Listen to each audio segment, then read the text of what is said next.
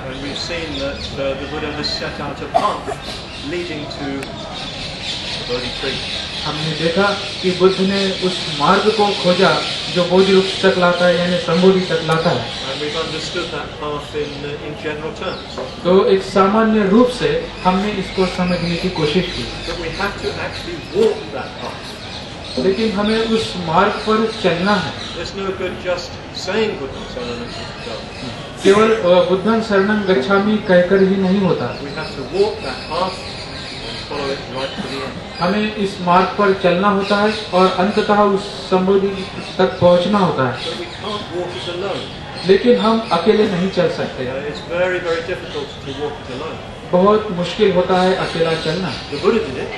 बुद्ध ने स्वयं यह किया। He had no choice. There was nobody to accompany him. क्योंकि उनके सामने कोई पर्याय नहीं था, उनको अकेले ही चलना पड़ा। But we have to walk that path with others. लेकिन हम सबको उनके साथ इस रास्ते पर चलना है।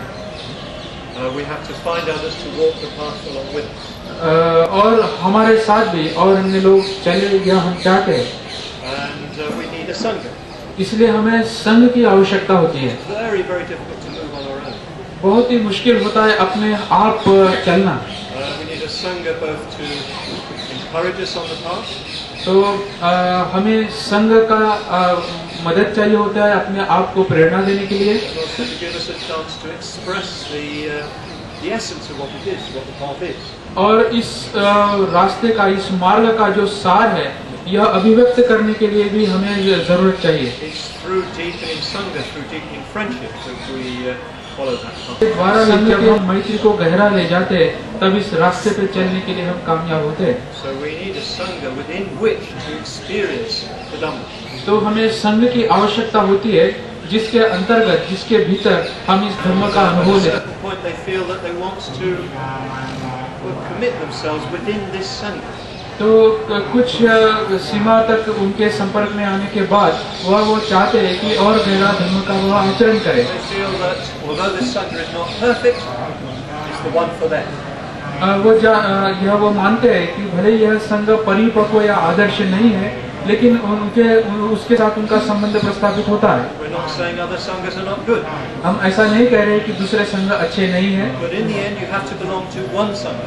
लेकिन अंततः आपको कहीं ना कहीं किसी संघ से जुड़ना होगा। So these people who come to the point where they want to formally enter into connection with this sangha.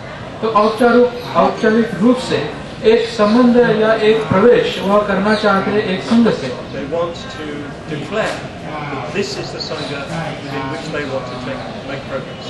वह जाहिर इच्छा व्यक्त करना चाहते हैं कि यही एक संघ है जिसके साथ जुड़कर मैं अपना विकास करना चाहती हूँ या चाहता हूँ। They want to enter into deeper relationships with brahmacharis and brahmacharinis. तो धर्मचारी और धर्मचारिणियों के बीच एक गहरा संबंध वह लोग प्रस्तावित करना What I'm चाहते going to do is ask them these three questions. तो यह 3 सवाल मैं उनको पूछूंगा। And I need to hear from them loudly and clearly whether they accept those questions. तो मैं इनको पूछूंगा और इनको जाहिर रूप से इसका उत्तर देना है कि यह स्वीकारते हैं या नहीं स्वीकारते हैं।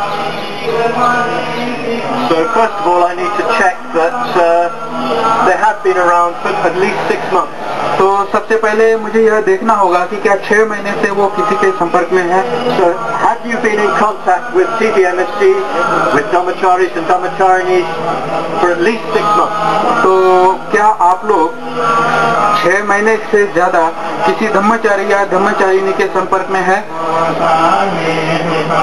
बोलिए जी रोहन जी 2 years in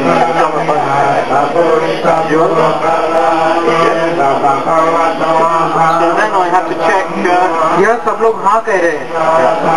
So then I have to check, yes, we agree? They all said yes. आप सबने हाँ कहा? हाँ। So then we have to check, is the Buddha your teacher? Do you take the Buddha as your teacher? तो हम इन्हें पूछना चाहते हैं, क्या बुद्ध आपके गुरु है?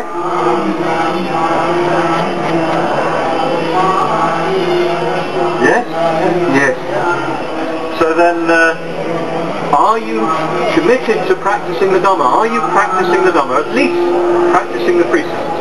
तो क्या आप धम्म का आचरण करेंगे, कम से कम शीलों का आचरण करके, पालन करके? यह सब हाँ कह रहे हैं। And then lastly, we need to check, are you wanting to join this spiritual family, the community that gathers around the teaching of the Dhamma by Urgyen Sangharakshita? तो क्या आप स्वीकारते हैं इस संघ को जो उर्गेन संघरक्षित जी ने बनाया, आपका इन्हें धम्म सिखाने के लिए और धम्म आचरण करने के लिए एक परिवार के रूप में? ये सभी लोग represents good devotion. यह जो 3 अर्पण है, यह इनके श्रद्धा और कटिबद्धता को जाहिर करता है। It means your heart is open to the Buddha, Dhamma and Sangha. इसका अर्थ शशिभूषण सॉरी